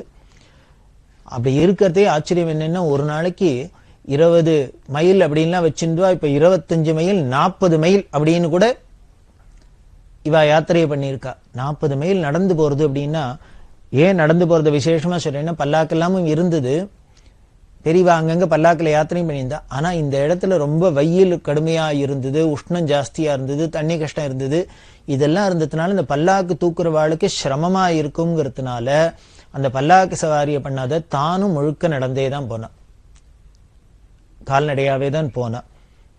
அதுதான் மனிதாபிமானம்ங்கிறது. பெரியவா அந்த பல்லாக்கு தூக்குறவா, அந்த போகிகள் அப்படின்னு சொல்லுவா, அவள்லாம் சொல்லுவா, பெரியவாள் அந்த பல்லாக்குல வச்சுன்னு சுமந்துன்னு போறதே, மேனால சுமந்துன்னு போறதே இருக்கிற அனுபவங்களை அவளோட அனுபவமே ரொம்ப த்ரில்லிங்கா இருக்கும். பெத்த போகி குஞ்சு அப்படின்னு ஒருத்தர் அவரை சொல்லியிருக்கார். பெரியவாள்கிட்ட பிரார்த்தனை பண்ணுவாராம், பெரியவா எங்கேயான்னு நடந்து போனா இவா வெறுமனை பல்லாக்க தூக்கின்னு தானே போகணும், வெறும் பல்லாக்க தூக்கின்னு போவா. பெரியவா பாட்டுக்கு நடந்து வந்தாக்க அவளுக்கு சிரமமா இருக்குமா. பெரியவாள்கிட்ட போய் சொல்லுவாள், எஜமா தயவு பண்ணி ஏறி பல்லாக்கில் உட்காந்து சவாரில் உட்காந்து வரணும் அப்படின்னு. பெரியவா ஏன் அப்படின்னா, எஜமா உட்காந்துண்டாக்க கனக்க மாட்டேங்கிறது லைட்டா இருக்கு, எஜமா கீழே இறங்கிட்டா பல்லாக்கு கனக்கிறது அப்படிமா. இது ஏதானு ஒரு அதிசயம் உண்டோ? யாரானு ஒரு சாமான்ல பல்லாக்கு மேல யாரானு ஆள் உட்காந்துன்னா அந்த ஆளோட கனமும் சேர்ந்து இன்னும் அழுத்தணும். ஆனா இங்க தலைகீழ இருக்கு, பெரியவா ஏறி உட்கார்ந்துண்டாக்க பல்லாக்கு கனக்க மாட்டேங்கிறதான். வெறும் பல்லாக்கு தூக்கினா தோளெல்லாம் வழண்டு போயிடுறது, எங்களால முடியல, அதனால அதுக்காகவானு எங்களுக்கு சௌக்கியத்துக்காகவும் பெரியவா உட்காந்துட்டே வரணும், எஜமா உட்காந்து வரணும்னு பிரார்த்தனை பண்ணுவாளாம். அது என்ன முடியுமா சார் அப்படின்னா, அதுக்கு பேர் தான் யோகீஸ்வரான்னு பேரு. அனிமாதி அஷ்டமா சித்தி அப்படின்லாம் சொல்றமே, அதுல இருக்கே அனிமா மகிமா லகிமா கரிமா அப்படி எல்லாம் என்னெல்லாமோ சொல்றாளே, இந்த அஷ்டமா சித்தியில ஒண்ணு. அதாவது அனிமா அப்படின்னா அணுவுக்கு அணுவா கண்ணுக்கு தெரியாத சின்னதா இருக்கிறது, மகிமான்னா கண்ணு கொள்ளாத பெருசா இருக்கிறது, கரிமா லகிமா அப்படின்னாக்க ஒரே கனமா கனக்கிறது இல்லையா, ஒரே பஞ்சு மாதிரி லைட்டா இருக்கிறது. இப்படி எல்லாம் யோகீஸ்வரால் தன்னோட சரீரத்தை பண்ணிக்க முடியும். இந்த சித்தி எல்லாம் கைவரப்பட்டவர்கள் தான் சித்தர்கள் அப்படிங்கிறோம். அதே மாதிரி ஒரு இடத்துல இருந்து இன்னொரு இடத்துக்கு போறது, ஒரு இடத்துல இருக்கிறதே இன்னொரு இடத்துல இருக்கிறது, இது மாதிரி சித்திகள் உள்ளவா தான் சித்த புருஷாள் அப்படின்னு சொல்றோம். இவா பெரிய ஞானியா யோகீஸ்வராளா இருந்ததுனால அவளுக்கு இந்த சித்து அப்படிங்கறதெல்லாம் தானே வந்துருத்து, அஷ்டமா சித்தி எல்லாம். அதனால இவ ஏறி உட்காண்டா அவளுக்கு வலிக்காத இருக்கணுங்கிறதுக்காக லைட்டா அந்த சவாரியும் சேர்த்து பண்ணிடுவா போல இருக்கு. அதனாலதான் அவளும் பிரார்த்தனை பண்ணிட்டு இருக்கா. அது மாதிரி அந்த கருணையும் என்ன பண்ணுவாளாம், பெரியவாளுக்கு இந்த பழங்கள் எல்லாரும் போற இடத்துல பூர்ணாங்கமும் கொடுக்கறது, பழங்கள் கொடுக்கறது எல்லாம் வாங்கி வாங்கி அந்த பல்லாக்கிலே போட்டுன்னு வருவாளும். ரொம்ப தாகமா இருக்கிற போல இருந்ததுன்னா, வெயிலா இருந்ததுன்னா தானே பல்லாக்கில் உட்காந்துட்டு அந்த சாத்துக்குடி முதலான அந்த ஆரஞ்சு பழம் அதெல்லாம் உரிச்சு அந்த கொட்டையெல்லாம் எடுத்துட்டு அந்த சொலையா பார்த்து பார்த்து தானே இந்த பல்லாக்கு தூக்குறவாளுக்கு எல்லாரும் கையை நீட்டு, கையை மேலே நீட்டு, மேலே பெரியவா உட்காந்துருப்பா, பெரியவா போட்டாக்க இப்படி கையை நீட்டினா அதில் போடுவா, அந்த சொலைய உடனே வாயில போட்டுக்கணும். இப்படியே வந்த பழம் முழுக்களும் உரிச்சு உரிச்சு உரிச்சு அவளுக்கு போட்டு போட்டுன்னு கொடுத்துட்டே பேசிண்டே போவாளாம். அவளுக்கு தெரியாத இருக்கணும், அந்த சிரமம் தெரியாத இருக்கணும் அப்படின்னு. 1934 வருஷம் ஜபல்பூருக்கு வந்தா. பல ஊர்கள் நடுப்புற, அதெல்லாம் தாண்டி ஜபல்பூர் முக்கியமான ஊரை மட்டும் சொல்லிட்டு வரேன். அதெல்லாம் வந்து அங்க நடுப்புற பல நதிகள், புண்ணிய நதிகள், அதெல்லாம் ஸ்நானம் பண்ணிட்டு இருக்கா. 1934 வருஷம் ஜூலை மாசம் 23ஆம் தேதி பிரயாகைன்னு சொல்லக்கூடிய அலகாபாத்துக்கு வந்தா. தீர்த்தராஜன் அப்படின்னு சொல்லப்பட்டிருக்கு. 1919ஆம் வருஷம் கிளம்பினவா 15 வருஷம் கழிச்சு 1934ஆம் வருஷம் ஜூலை மாசம் தான் திரிவேணி சங்கமம் அலகாபாத்துக்கு வந்தா. இந்த அலகாபாத் பிரயாகைன்னு சொல்ற பழக்கம். தீர்த்தராஜன் அப்படின்னு பேரு. ரொம்ப உயர்ந்த க்ஷேத்திரம், பரத்வாஜாசிரமம் இருந்த இடம். இன்னும் பல மகான்கள் தபஸ் பண்ணின தபோபூமி அது. ராமாயணத்தோட ரொம்ப நெருங்கிய தொடர்பு உடைய க்ஷேத்திரம். அந்த பிரயாகையில தான், அலகாபாத்ல தான் மோட்ச நதிகள்ல 3ஆன கங்கை, யமுனை, சரஸ்வதிங்கிற 3ம் சங்கமமாற இடம். திரிவேணி சங்கமம் அப்படின்னு சொல்றோம். 7 நதி மோட்ச நதி. அந்த 7ல 3 இங்கேயே இருக்கு. அப்படின்னா அந்த 3 நதியும் தனித்தனியா போய் நாம ஸ்நானம் பண்ணணுங்கிற அவசியம் இல்லை. இந்த சங்கமத்துல ஸ்நானம் பண்ணிட்டா அந்த 3 நதியில பண்ணின ஸ்நானம் பண்ண பலனும் கிடைக்கும். அதுல பார்த்தேன்னா கண்ணுக்கு தெரியறாப்புல கங்கையும் யமுனையும் தெரியும். இந்த சரஸ்வதிங்கிறது அந்தர்வாகினி அப்படிங்கிற சரஸ்வதிங்கிற அந்த புண்ணிய நதி காலப்போக்கில் அந்த கலியோட விசேஷம் போல இருக்கு கொடுமையினால ஒரு புண்ணிய நதியே காணா போயிடுத்து, மறைஞ்சு போயிடுத்து. அது ஓடினத்துக்கு உண்டான ட்ரேஸ் எந்த வழியால ஓடித்து அப்படின்னு எல்லாம் சொல்லப்படுது. இப்போ ஜியாகிரபியில அதெல்லாம் இந்த புவியியல் வல்லுநர்கள்லாம் சொல்ற இந்த வழியாலாம் ஓடி இருக்கு, இந்த வழியாலாம் ஓடி இருக்கு அப்படின்னு. அதை பார்த்தேன்னா நம்ம புராணங்கள்ல இதிகாசங்கள்ல எல்லாம் என்னென்னலாம் சொல்லப்பட்டிருக்கோ, அந்த நதி எந்த கரை எப்படி எல்லாம் சொல்லியிருக்காளோ அதெல்லாம் டேலியராப்லேயே தான் இருக்கு. அப்படியே வந்து இந்த பிரயாகையில இது சேர்றது, அது அந்தர்வாகினி அப்படின்னு உள்ள சொல்லுவா. கண்ணுக்கு தெரியாத இருக்கு. இந்த 3 நதிகளும் சேர்ற அந்த பிரயாக, அந்த பிரயாகையில ராமேஸ்வரத்திலேருந்து எடுத்துன்னு வந்த அந்த மண்ணை பெரியவா சேர்த்துட்டு அந்த வைதீக காரியங்கள்லாம் எல்லாம் பண்ணிட்டா. அங்க வேணி மாதவர் அப்படின்னு இருக்கார். வேணி மாதவர் தரிசனம் பண்ணணும். அதாவது மாதவர் 3 இடத்துல ரொம்ப விசேஷம். ஒண்ணுமே பார்த்துருக்கோம் நினைக்கிறேன். ராமேஸ்வரத்துல சேது மாதவர், இந்த பிரயாகையில வேணி மாதவர், காசியில பிந்து மாதவர். இந்த 3 பேரும் மாதவ க்ஷேத்திரம். இந்த சேது மாதவரை, இந்த வேணி மாதவர், பிந்து மாதவர், இவா 3 பேரையும் அவசியம் தரிசனம் பண்ணும். இந்த காசி யாத்திரையில தான் இதை பண்ண முடியும். அந்த வேணி மாதவரை தரிசனம் பண்ணிட்டா அங்க சிவமடம்ங்கிற இடம் இருக்கு. அங்க சிவமடத்துல தான் தங்குற வழக்கம். பண்ணினா அங்க அக்ஷயவடம் அப்படின்னு ஒண்ணும் கயால பார்க்க போறோம். அந்த அக்ஷயவடத்தோட வேர்பாகம், அடிபாகம் இருக்கிறது இந்த பிரயாகையில. பெரிய வடவிருட்சம். அது என்ன அப்படின்னா அதோட வேர்பாகம், அடிபாகம் இந்த பிரயாகையில இருக்கு, நடுபாகம் காசியில இருக்கு, மேல் பாகம் கயால இருக்கு. அப்படின்னா அப்படி 3 இடத்துக்கும் வியாபிச்சிருக்கிறாப்புல ஒரு பெரிய வடவிருட்சம். அப்படி எல்லாம் இருக்கிறதுனாலதான், அதிசயமா இருக்கிறதுனாலதான், அதுக்கு ஒரு தெய்வீக விருட்சமா இருக்கிறதுனால தான் அதுல நாம ரொம்ப இன்னும் பூஜைதையா கொண்டாடிட்டு இருக்கோம். அந்த வருஷம் அங்கேயே பெரியவா அலகாபாத்ல இருந்துட்டு இருக்கா. வியாச பூஜையும் அங்கதான். அங்க பண்ணிட்டு பெரியவா என்ன பண்றா, மணலை சேர்த்துட்டு அங்கேருந்து கங்கையை எடுத்துக்கணும். கங்கை எங்க எடுக்கணும் அப்படின்னா பிரயாகையில தான் எடுக்கணும். காசி யாத்திரை பண்றதே கங்கைய பிரயாகையில அலகாபாத்ல தான் எடுக்கணும். காரணம், அலகாபாத்துக்கு அப்புறம் இந்த திரிவேணி சங்கமத்துல சரஸ்வதி யமுனையோட சேர்ந்துறதுனால சுத்த கங்கையை தான் எடுக்கணும். கங்கையை மட்டும், கங்கா தீர்த்தத்தை மட்டும் எதோடையும் கலக்கப்படாது, எந்த தீர்த்தத்தையும் கங்கையோட கலக்கப்படாது. ஒரு உதிர்னி ஒரு கடுகத்தினை இருந்தாலும் கங்கை கங்கை. அதனால அதுக்கப்புறம் கங்கையை எடுக்கிற சம்பிரதாயம் கிடையாது நமது சாஸ்திரங்கள்ல. அந்த அலகாபாத்ல தான் ஃபைனல் ஸ்டேஜ். அதுவும் இந்த சங்கமத்துல யமுனையோட கலக்கிறதுக்கு முன்னால உள்ள இடத்துல தான் அந்த கங்கையை எடுத்துப்பா. அப்படி கங்கையை எடுத்துண்டா, கங்கையெல்லாம் சுவீகரிச்சுண்டு பெரியவாங்க விதிப்படி என்னென்ன வைதிக காரியங்கள்லாம் பண்ணணுமோ அதெல்லாம் பண்ணா. வேணி தானம் அப்படின்னு முக்கியமா சொன்னேன், அதெல்லாம் பண்ணிட்டு 1934 வருஷத்து வியாச பூஜையை அங்கேயே பண்ணினா. அப்போ கிரகணம் வந்தது. பௌர்ணமி அன்னைக்கு கிரகணம் வந்துடுத்து. வியாச பூஜை அன்னைக்கு அந்த கிரகண ஸ்நானத்துக்கும் இந்த பிரயாகையிலேயே பண்ணிட்டு, கிரகணத்த காலத்துல புண்ணிய நதிகள்லாம் போய் ஸ்நானம் பண்ணி அங்கேயே ஜபம் தபம் எல்லாம் பண்ணினா மந்திர சித்தி எல்லாம் ஏற்படும், தானங்கள்லாம் பண்ணினா கோடி பங்கு பலன் கிடைக்கும், அப்படி எல்லாம் சாஸ்திரம் சொல்றதுனால அதை பண்ணினா.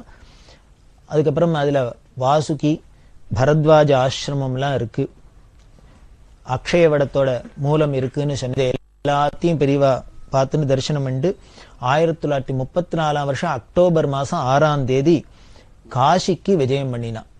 பனாரஸ் அப்படின்னு சொல்றோம். நம்ம சனாதன ஹிந்து மதத்துல ரொம்ப முக்கியமான க்ஷேத்திரங்கள்ல 2, ஒன்னு காசி, இன்னொன்னு காஞ்சி.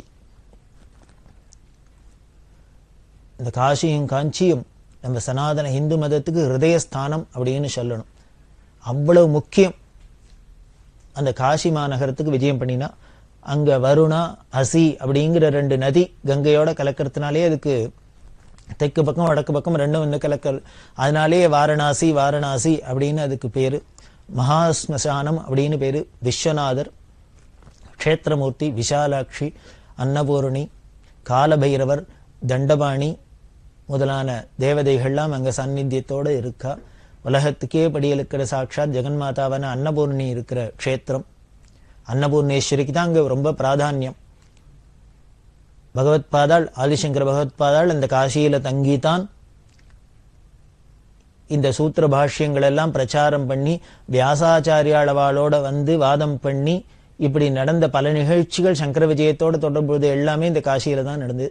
அந்த வாரணாசியில காசியில போய் பெரிவா தங்கி இருந்தா. அந்த காசியில அனுமான் காட்டுல காஞ்சி காமகோடி பீடத்தோட சங்கர மடம் இருக்கு. இன்னி வரைக்கும் ரொம்ப பிரசித்தமா இருந்தனுக்கு எல்லா யாத்திரிகளும் போய் அங்க தங்கிண்டு எல்லாம் வசதியா இருந்துட்டு இருக்கா. அங்க பெரிவா தங்க காசி நகர எல்லையிலேயே காசி ராஜா, இன்னும் பனாரஸ் ஹிந்து யூனிவர்சிட்டின்னு இருக்கு. அந்த பல்கலைக்கழகத்தை சேர்ந்த வித்வான்கள், மதன் மோகன் மாளவியா அப்படின்னு பெரிய வித்வான், இவா எல்லாருமா சேர்ந்துன்னு காசியில பண்டிதாள்லாம் எப்பொழுதுமே ஜாஸ்தி அப்படின்னு சொன்னேன்.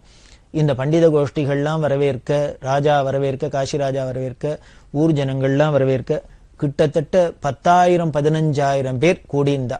அன்னைக்கு பெரியவாளை தரிசனம் பண்ண. ஏன்னா முதல்ல பெரியவா போறா. ஒண்ணுமே சொன்னோம், மடத்துல கும்பகோணத்திலேருந்து கிளம்புறதே மடத்து மேனேஜர் கவலைப்பட்டார், நம்மள ஆந்திராவை தாண்டிட்டாக்க நமக்கு அப்புறம் வரவேற்பு எப்படி இருக்கும்னு தெரியல. ஏன்னா அந்த காலத்துல காஞ்சி மடத்துல அன்னன்னைக்கு வரதை வச்சுன்னுதான் செலவு பார்த்துருந்தா. அதனால அங்கங்க போனா அன்னன்னைக்கு யாரானு வந்து சேவார்த்திகள் வந்து பக்தா வந்து பிக்ஷாவந்தனம், பாத பூஜை இதெல்லாம் பண்ணி பணம் கொடுத்து ஏதானும் சாமான்கள்லாம் கொடுத்தா மடத்தை மற்ற காரியங்கள் நடக்கலாம். அப்படிலாம் ஒரு இருந்ததுனால, சிச்சுவேஷன் இருந்ததுனால மேனேஜர் பயந்தர், நம்ம இந்த தாண்டி போயிட்டோம்னா அதுக்கப்புறம் நம்மளை யாருன்னு தெரியுமா, நம்மளோட பெருமை மகிமா அவளுக்கு தெரியுமா, அவ அதுக்கு ஏத்தாப்புல நமக்கு உபச்சாரம் பண்ணுவாளா, காலத்தை தள்ள முடியுமா அப்படின்னு, அதாவது ஒரு நிர்வாக ரீதியா அவருக்கு உண்டான கவலைப்படித்தான் சொன்னார். ஆனா இங்க வந்து பார்த்தா என்னென்ன தலைகீழ இருந்தது, ஆச்சரியமா இருந்தது. 10,000-15,000 ஜனங்கள் ஒரு ரிசப்ஷனுக்கு கூடுறா அப்படின்னா வரலாறுல அப்படி இல்லாம ஏதாவது ஏதோ அரசியல் தலைவர்களுக்கெல்லாம் வேணா பார்க்கலாமா, ஒரு மத தலைவர்களுக்கு, ஒரு மடாதிபதிக்கு இப்படி இருக்கும்னா இது பெரியவாள்கிட்ட நடந்திருக்கு. அத்தனை பேரும் ஆசைப்பட்டு பார்த்தேன்னா சில போட்டோக்கள்லாம் இருக்கு அந்த காலத்துல எடுத்தது. எங்க பார்த்தாலும் பெரியவா அந்த யாத்திரை வர இடத்துல ஒரே தலையாதான் தெரியும். இருக்கிற கட்டடங்க மேல, அது மேல, மரத்து மேல, மட்ட மேலன்னு எல்லாத்துலயும் எரிண்டு பெரியவாளை எப்படியானு ஒரு தரமானு பாத்திர மாட்டோமா, துளியானும் அந்த கடாட்சம் மேல பட்டுறாதா அப்படின்னு ஏங்கிண்டு பார்த்துட்டு நிக்கிறாப்புலே இருக்கும். பல போட்டோக்கள்லாம் அப்படி இருக்கு. அப்படி காசியில ரொம்ப பெரிய வரவேற்பு, விஜயம் பெரியவா. அங்க கங்கா ஸ்நானம் பண்ணி பல கட்டங்கள் இருக்கு. அதுல முக்கியமானது 5 கட்டம், மணிகன்னிகா முதலான கட்டங்கள், அதெல்லாம் ஸ்நானம் பண்ணிட்டு அங்கங்க வைதீக காரியங்களை என்னென்ன பண்ணுமோ பண்ணிட்டு விஸ்வநாதர், விசாலாட்சி, அன்னபூர்ணி வாழலாம் தரிசனம் பண்ணிட்டா. 10,000 பேர் 15,000 பேர் நோம். காசிக்கு பேர்ந்தவாளுக்கு தெரியும் எல்லாம் ஒரே சந்து சந்தா இருக்கும். விஸ்வநாதர் கோவில் எப்படி இருக்கும் அப்படின்னு நாம என்ன கற்பனை பண்ணிட்டு ஏதோ காசி இப்படிப்பட்ட பெரிய ராஜதானி அப்படின்னு சொல்லுவேன் சனாதன மதத்துக்கு.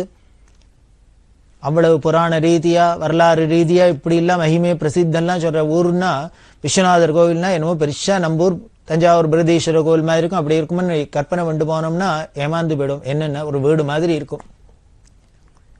அதுக்குள்ள பார்த்தா துவாதச ஜோதிர்லிங்கத்துல ஒருத்தர் விஸ்வநாதர், அவர் உட்கார்ந்துட்டு இருப்பார். யாரு வேணா போய் அவாவா கங்கா தீர்த்தத்தினால பாலால அபிஷேகம் எல்லாம் பில்வார்ச்சனை பண்ணலாம், எல்லாம் பண்ணலாம். அந்த பூஜா காலங்கள்ல அந்த பண்டாக்கள்லாம் பண்றதே உள்ள தரிசனம் தான் பண்ணலாம், நம்ம தொட முடியாத வழியை. மற்ற நேரத்துல யாரு வேணா போய் சுவாமிய தொட்டு பண்றாப்புல இருக்கும். வடதேசங்கள்ல பல இடங்கள்ல அப்படிதான். ஏன் அப்படி இருக்கு? ஒரு சந்து, ஒரே சந்தா இருக்கும். சந்து பொந்துக்குள்ள அதுலயும் 2 பக்கம் கடை கண்ணி ஜனங்கள்னா எய்தாப்புல போறவா அந்த பக்கம் ஒருத்தர் வர முடியாது, அப்படி இருக்கும். அதுலயே வண்டி போகும், ரிக்ஷா போகும், எல்லாம் போகும். அவ்வளவு ஒரே கச்ச கச்ச கச்ச கச்சன்னு இருக்கும்.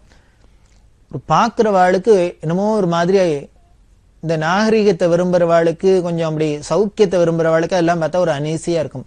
ஏன் அப்படி இருக்குன்னா காரணம் இருக்கு. அவள்லாம் சொல்றா, இந்த காசிவாசிகள்லாம் சொல்றா, ஏன் இவ்வளவு பெரிய க்ஷேத்திரம், இப்பேற்பட்ட பெரிய பிரசித்தமான கோவில், இவ்வளவு யாத்திரிகர்கள்லாம் வர இடம், அது இன்னும் ரோடு வீடெல்லாம் கொஞ்சம் விஸ்தாரமா இருந்து சௌக்கியமா இருக்கக்கூடாதா ஜனங்கள் போக்குவரத்துக்கு அப்படின்னா அவ சொல்றா, இஸ்லாமியர்களோட படையெடுப்புல அவ காசியில எத்தனை தரம் தாக்கியிருக்கா, அந்த கோவிலை இடிச்சிருக்கா அழிச்சிருக்கா அப்படிங்கறதெல்லாம் ரெக்கார்டெல்லாம் இருக்கு. அதனாலேயே என்ன பண்றான்னா, இன்னுமே யாரானும் படையெடுத்து அந்நியர்கள் வந்தான்னா அவளுக்கு லேசில உள்ளுக்குள்ள போய் அதை ஒன்னும் தாக்க முடியாத அளவுக்கு இப்படி சந்தும் பொந்துமா இருந்து ஜனக்கூட்டங்கள்லாம் இருந்ததுன்னா இதெல்லாம் தாண்டிட்டு ஃப்ரீயா போகாத இருக்கணும், அது ஒரு பாதுகாப்பா இருக்கணுங்கிறதுக்காகவே இப்படி ஊற வச்சுருக்கா. அந்த காசிக்குள்ள இப்படி இவ்வளவு பரிவாரங்களோட போனா அப்போ அன்னைக்கு எவ்வளவு மொழி விதுங்கி இருக்கும், அந்த ஊரே அமக்களமாயிருக்கும் அப்படிங்கிறத நாம கற்பனை பண்ணி பார்த்துக்கலாம். அப்படிதான் இந்த காசியில இருந்து யாத்திரை பண்ணினா அங்க ஆச்சாரியால் ஸ்தாபிதம் பண்ணின இன்னும் சில மடங்கள்லாம் இருக்கிறதா அங்க சொல்லப்படுறது. சுமேரு மடம் முதலான மடங்கள்லாம் அங்க இருக்கிறதா சொல்லப்படுறது. அங்கெல்லாம் போய் பெரிவா விஜயம் பண்ணினா கௌடதேச சன்னியாசிகள் அப்படின்லாம் சொல்லுவா. அதாவது நமது சனாதன மதத்துல பாரத தேசத்தை 2ஆ பிரிச்சது. விந்திய மலைக்கு வடக்கு பக்கம் இருக்கிறது, தெற்கு பக்கம் இருக்கிறது. அந்த வடக்கு அந்த பிரதேசங்கள் எல்லாம் கௌட தேசம் அப்படின்னும், தெற்கு இந்த தென்மேற்கு இந்த பிரதேசங்கள்லாம் திராவிட தேசம் அப்படின்னு வச்சுது. அதையும் 5ஆ பிரிச்சுது. பஞ்ச கௌடாஸ் பஞ்ச திராவிடாஸ் அப்படின்லாம் சொல்ற வழக்கம். அதனால அந்த பக்கத்துல விந்தியாச்சலத்துக்கு அந்த கௌட தேசத்திலேருந்து வந்தவாழ கௌட தேச சன்னியாசிகள்னும், இந்த திராவிட தேசத்திலேருந்து தென் திசையிலேருந்து வந்தவாழ திராவிட சன்னியாசின்னு சொல்ற வழக்கம். அதுக்கு மேல இந்த திராவிட தேசத்திலேருந்து போனவாளே என்ன திராவிட்னே சொல்லுவா. இன்னமும் காசியில பார்த்தீங்கன்னா பல திராவிட் அப்படிங்கிற பட்ட பேரோட இல்ல இவாள் இந்த திராவிட தேசத்திலேருந்து போனவான்னு அர்த்தம். அப்படி இந்த கௌட தேச சன்னியாசிகள்லாம் பெரியவா திராவிட தேச சன்னியாசியாச்சே. விசேஷமா அவெல்லாம் பெரியவாளை கொண்டாடினா இப்படி காசியில பல இடங்களை பார்த்துண்டு பெரியவா 1935ஆம் வருஷம் ஏப்ரல் மாசம் கஸ்தர் மகாதேவ்ங்கிற க்ஷேத்திரத்துக்கு வந்த அந்த யாத்திரையை அதுக்கப்புறம் தொடர்ந்துட்டே வர அந்த உத்தரப்பிரதேசத்துல. அங்க தண்டி பாபா அப்படிங்கிற கரபாத்திரி மகாராஜி அப்படின்னு ஒரு பெரிய சன்னியாசி அந்த கஸ்தர் மகாதேவில இருந்தார். அவர் பெரியவாளை பார்க்கணும் தரிசனம் பண்ணணும்னு ஆசைப்பட பெரியவா அவரோட சந்திச்சு அவருக்கு தரிசனம் குடிச்சு எல்லாம் பண்ணா. அதுக்கப்புறம் சுராஜ்பூர்ல ராஜவம்சம் அவ அழிச்சுன்னு போய் பெரியவாளை தங்களோட அரண்மனையில வச்சு பெரியவாளுக்கு ஏகப்பட்டது அமக்களமா வெகு விமரிசையா உபச்சாரம் எல்லாம் பண்ணா. அப்புறம் பல இடங்களுக்கு பெரியவா வந்தா. பெரிய அதுல இந்த தேசத்துல உள்ள கோயில் கர்ங்கிற இடத்துக்கு வந்தா. அங்க சோனபத்ராங்கிற நதி, அந்த சோனபத்ரால பெரியவா ஸ்நானம் பண்ணி, அந்த சோனபத்ரால தான் அந்த பஞ்சாயதன பூஜையில 5 சுவாமி வச்சுக்கிறோம் இல்லையா, ஆதித்யம் அம்பிகாம் விஷ்ணும் கணநாதம் மகேஸ்வரம் அப்படின்னு. அந்த 5 சுவாமி வச்சுன்னு, அதாவது பிள்ளையார் சூரியன் விஷ்ணு அம்பாள் சிவன், இந்த 5 பேரையும் வச்சுன்னு பூஜை பண்றது பஞ்சாயதன பூஜைன்னு. இது சனாதன நம்ம வைதிக மதத்துல சம்பிரதாயம். இந்த 5மே 5 கல்லு, நமது தேசத்துல ஒவ்வொரு இடத்துல கிடைக்கிற கல்லு. இது இந்த சோனபத்ராங்கிற நதியில அடியில கிடைக்கிற கல்லு. இந்த காவேரிலாம் கூழாங்கல் மாதிரி அங்க இருக்கும், செக்கச்சவேர்னு இருக்கும். அதுலதான் பிள்ளையாரோட சாநித்தியம் இருக்கிறதா சாஸ்திரம் சொல்றதுனால அதை எடுத்துட்டு பெரியவா அந்த சோனபத்ரா வச்சுன்னு பண்றது. நேபாளில கண்டகிங்கிற நதியில சாலக்கிராமம் கிடைக்கிறது, அதை வச்சுக்கிறது. மத்திய பிரதேசத்துல நர்மதையில கிடைக்கிறது பானலிங்கம், அதுதான் சிவன். ஆந்திரால ஸ்வர்ணமுகின்னு நதி சொன்ன காளஹஸ்தி கிட்ட, அந்த நதியில கிடைக்கிற கல் தான் ஸ்வர்ணமுகின்னு கல், இது அம்பாளுக்கு. தமிழ்நாட்டுல வல்லம்ங்கிற இடத்துல ஸ்படிகம் கிடைக்கிறது, அந்த ஸ்படிகம் தான் சூரியனுக்கு. இப்படி ஸ்படிகத்துல சூரியன், இந்த ஷேப்பு கல்லுல பிள்ளையார், சாலக்கிராமத்துல விஷ்ணு, பானலிங்கத்துல சிவன், இந்த சொர்ணமுகியில அம்பாள் அப்படின்னு இந்த 5 கல்லையும் வச்சுன்னு 5 தேவதைகளும் பஞ்சாயதமா பூஜை பண்றது. அதுலயே ஆச்சாரியர் பகவத்பாதா என்ன பண்ணினா சுப்பிரமணியரும் சேர்த்துண்டு ஷண்மதம் அப்படின்னு வச்சா. அந்த சுப்பிரமணியருக்கு நாம வேற கல்லுல எதுவும் வைக்கல, என்ன பண்ணான்னா வேலை வச்சுக்கிறது இல்ல ஒரு நாகரை வச்சுக்கிறது அப்படின்னு ஒரு சம்பிரதாயத்தை வச்சுருக்கு. அப்படி இந்த சோனபத்ரால கோயில்கர்ல பெரியவா சோனபத்ரால ஸ்நானம் பண்ணி அதுலேருந்து இந்த விநாயகர்லாம் எடுத்து எல்லாரும் கொடுத்து தானும் பூஜைக்கு எடுத்துட்டா. அப்புறம் தானாப்பூர் வழியால பாட்னாக்கு வந்தா. பாடலிபுத்திரம் அப்படின்னு சரித்திர பிரசித்தி பெற்ற இடம். அந்த பாட்னால தான் ரொம்ப பெரிய வரவேற்பு. சங்கர ஜெயந்தி அங்க வெகு விமர்சையா நடந்தது. டிகாரிங்கிற சமஸ்தான ராஜா அந்த சங்கர ஜெயந்தி செலவு முழுக்களும் ஒத்துண்டு அந்த பாட்னால தன்னோட அந்த சங்கர ஜெயந்தி எல்லாம் முடிச்சுட்டு பெரியவா மேற்கொண்டு யாத்திரையை தொடர்ற. பெரியவா சரணம். இந்த நிகழ்ச்சியின் அடுத்த பகுதி எதிர்வரும் திங்கட்கிழமை அன்று இதே நேரத்தில் ஒளிபரப்பாகும். பெரியவா சரணம். பெரியவா சரணம். அடுத்த நிகழ்ச்சி திருவாசக இன்னிசை. வழங்குபவர் ஸ்ரீ சத்குருநாத தேசிகர் அவர்கள். பெரியவா சரணம்.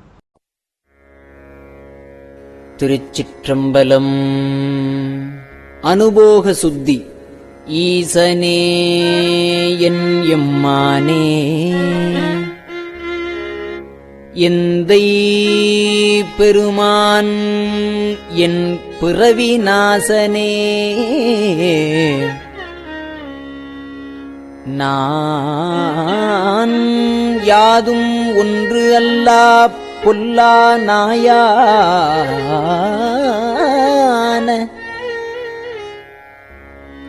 நீசனேனை ஆண்டாய்க்கு நினைக்க மாட்டேன் கண்டாயே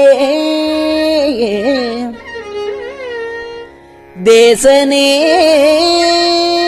அம்பலவனே செய்வது ஒன்றும் அறியேனே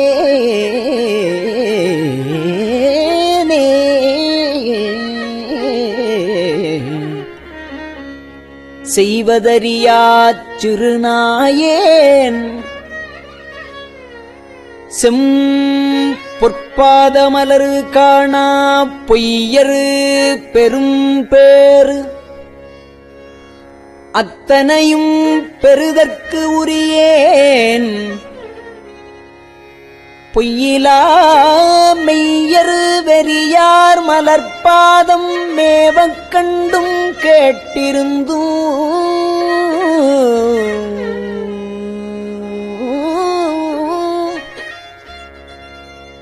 பொய்யனேன் நான் உண்டு உடுத்து இங்கு இருப்பதானேன் போரேரே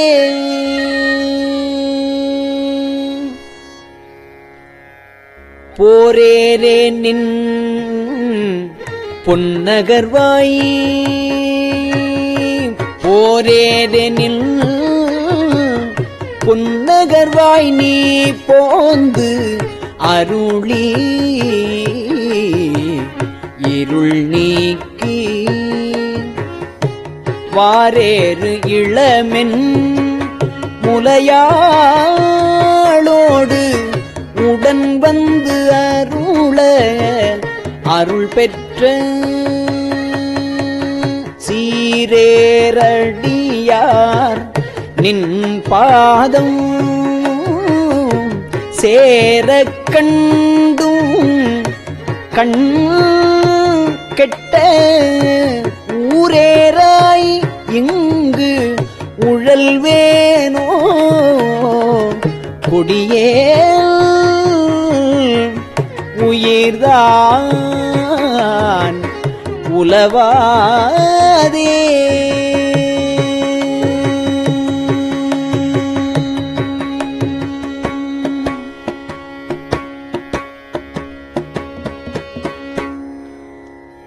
உலவாக்காலம் தவம் எய்தி உறுப்பும் வெறுத்து இங்கு உனைக் காண்பான் பலமா முனிவர் நனிவாடப் பாவியேனைப் பணிகுண்டாய்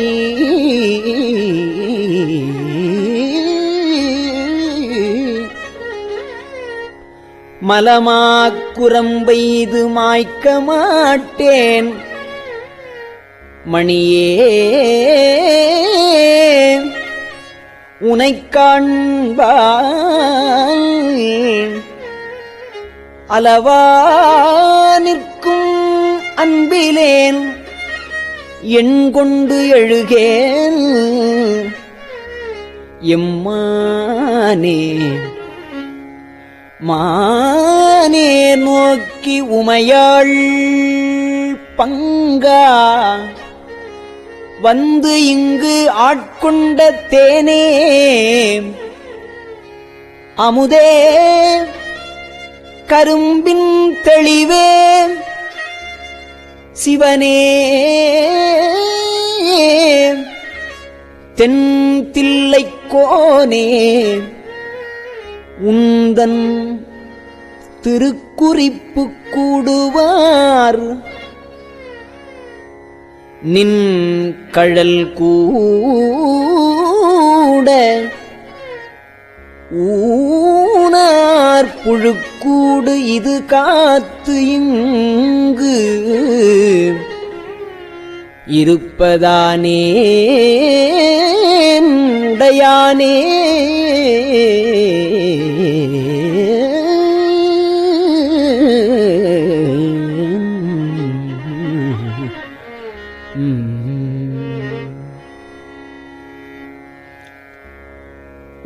உடையானே நின்றனை உள்கி உள்ளம் உருகும் பெரும் காதல் உடையார் உடையாய் நின் பாதம் சேரக் கண்டு இங்கு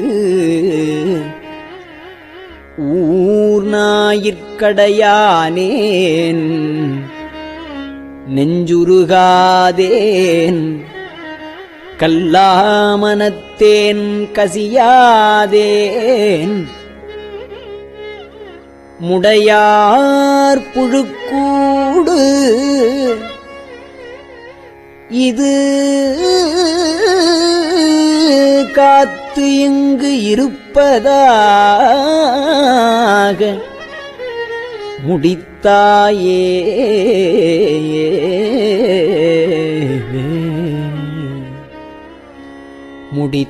முடித்தவாறும் என்றனக்கே தக்கதே முன் அடியாரை பிடித்தவாறும் சோராமற்றோரனேன் இங்கு ஒருத்தி வாய் துடித்தவாறும் துகிலிரையே சோர்ந்தவாறும் முகங்குருவேற் பொடித்தவாறும் இவை உணர்ந்து கேடு எந்தனக்கே சூழ்ந்தேனே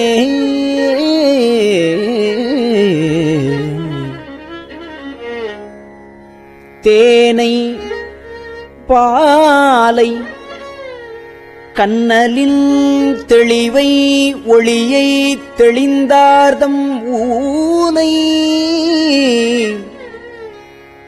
தெளிந்தார்தம் ஊனை உருக்கும் உடையானை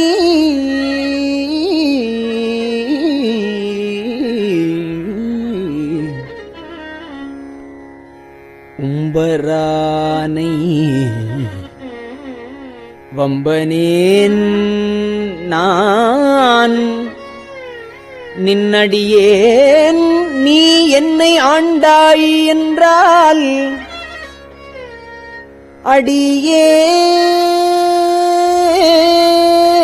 அடியேற்கு தானும் சிரித்தே அருளலாம் தன்மையாம் என் தன்மையே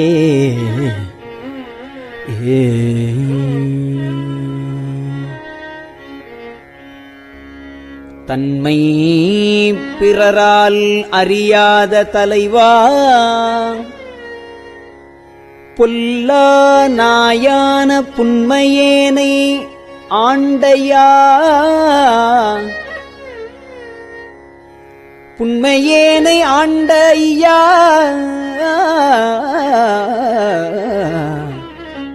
புறமே போக விடுவாயோ என்னை நோக்குவார் யாரே என்னான் செய்கேன் எம்பெருமான் பொன்னே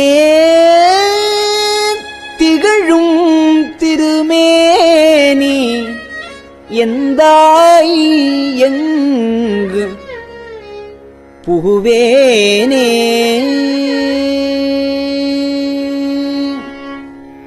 புகுவேன் எனதே நின் பாதம்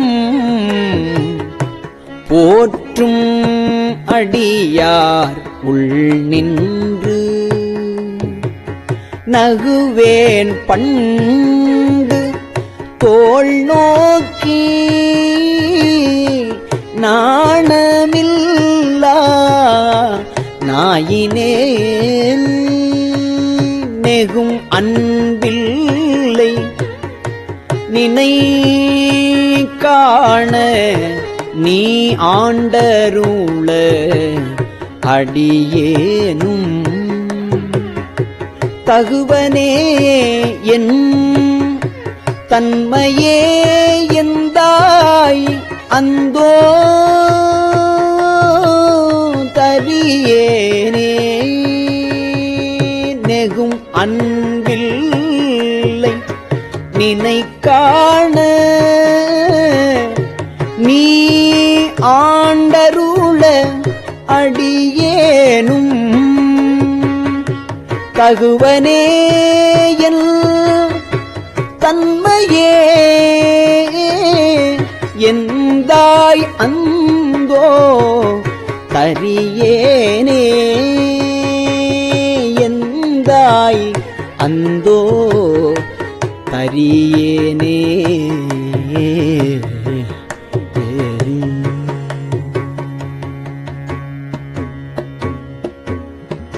திருச்சிற்றம்பலம்.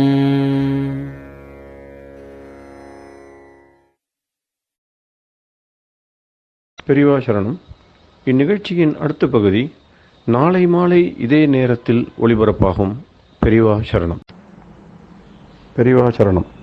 பெரியவா வானொலியின் இன்றைய நிகழ்ச்சிகளின் நிறைவாக திருப்பொன்னூசல் வழங்குபவர் சத்குருநாத தேசிகர் அவர்கள். பெரியவா சரணம். திருச்சிற்றம்பலம்.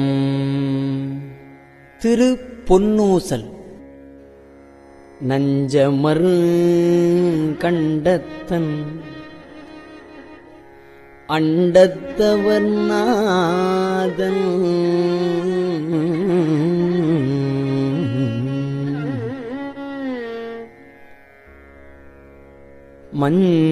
மஞ்சுதோய் மாடமணி உத்தர கோசமங்கை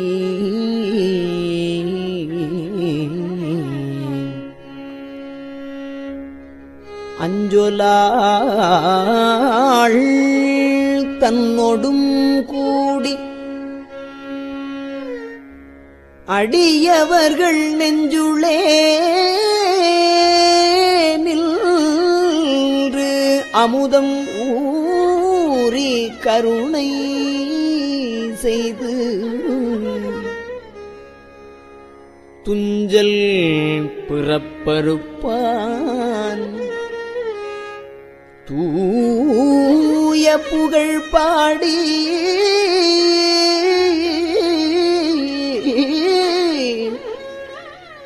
புஞ்சமார்வள் வளை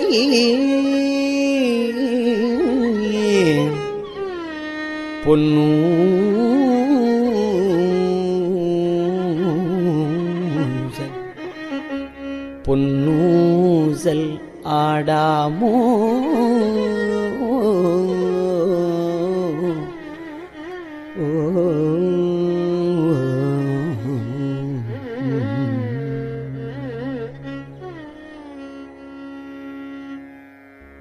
திருச்சிற்றம்பலம்.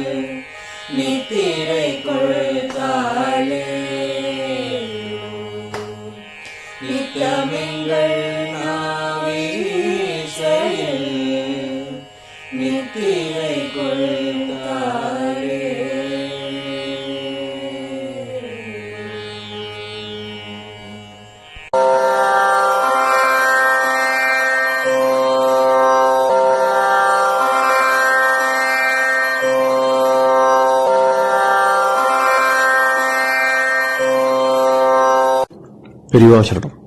பெரியவா வானொலியின் மாலை நிகழ்ச்சிகள் இத்துடன் நிறைவடைகின்றன. எமது அடுத்த ஒளிபரப்பு நாளை காலை இந்திய நேரப்படி 6 மணிக்கு துவங்கும். பெரியவா சரணம்.